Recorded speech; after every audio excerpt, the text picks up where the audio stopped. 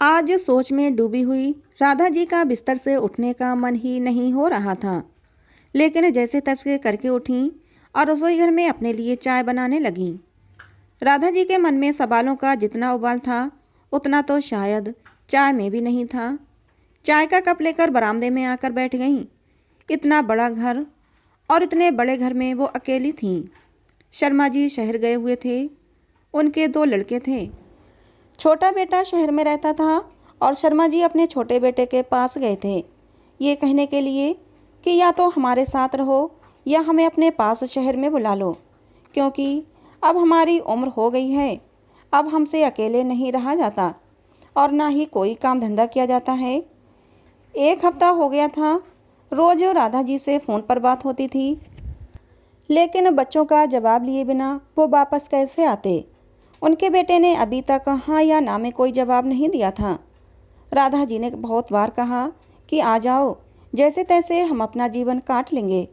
शर्मा जी ने कहा था, आज तो मैं शाम को बात करके ही रहूँगा।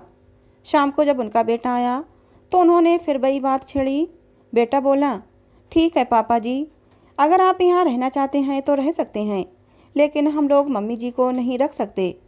शर्मा जी ने कहा, कैसी पागलों जैसी बातें करते हो, राधा गांव में अकेली कैसे रहेगी। बेटा बोला, रेनू मम्मी के साथ कंफर्टेबल नहीं है, मम्मी बहुत चिक चिक करती हैं, रेनू परेशान हो जाती है। और पापा, आपको तो पता ही है कि शहर में कितने खर्चे होते हैं, हम लोग 2 लोगों का खर्चा अफोर्ड नहीं कर सकते और मैं नहीं चाहता कि घर में रोज़ रोज़ कलेश हो। और पापा, अगर आप चाहते हैं कि हम लोग गांव में आकर रहें तो आपको गांव की जितनी ज़मीन जायदाद है सब हमारे नाम करनी होगी, तभी हम लोग गांव में आपके साथ रह सकते हैं। शर्मा जी हैरानी से बोले, ये कैसी बातें कर रहे हो, जो कुछ है वो तुम दोनों भाइयों का ही तो है, वो तुम दोनों को बराबर मिलेगा। बेटा बोला, भैया के पास किस चीज़ की कमी है, वो तो विदेश में जाकर बस गए हैं। शर्मा जी कुछ नहीं बोले, चुपचाप खाने की मेज से उठ गए। सुबह होते ही वो अपने गांव के लिए निकल गए। रुक कर करते भी क्या, घर में दाखिल होते हुए बड़बड़ा रहे थे कि बहू सास के साथ रहना नहीं चाहती, अकेले बाप को रखेंगे, अब क्या बुढ़ापे में हम दोनों अलग अलग रहेंगे। राधा जी की तबीयत उस दिन ठीक नहीं थी। शर्मा जी राधा जी के पास पहुँचे तो राधा जी शर्मा जी से बोली, हो आए बेटे के पास, बेटे बहू ने तो बहुत सेवा की होगी। इतना कहते ही उनकी जीभ लड़खड़ा गई और नीचे गिर पड़ी। शर्मा जी जल्दी से भागे, उन्हें पकड़ा। डॉक्टर को बुलाते बुलाते उनके प्राण निकल चुके थे। शर्मा जी के छोटे बेटे ने ही राधा जी का क्रियाक्रम किया। राधा जी को मरे हुए 12 दिन हो चुके थे, आज 13वीं थी। छोटे बेटे ने शर्मा जी से कहा, पापा, अब आप हमारे साथ चलें, यहाँ गांव में अकेले रहकर क्या करेंगे।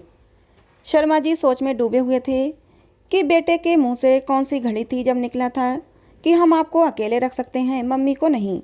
और भगवान ने उसकी बात सुन ली, लेकिन नहीं।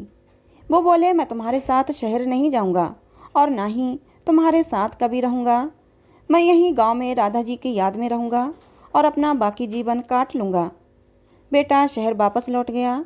शर्मा जी गांव में ही रह गए। उन्होंने अपनी सारी दौलत जायदाद सब अनाथ आश्रम को दान कर दिया।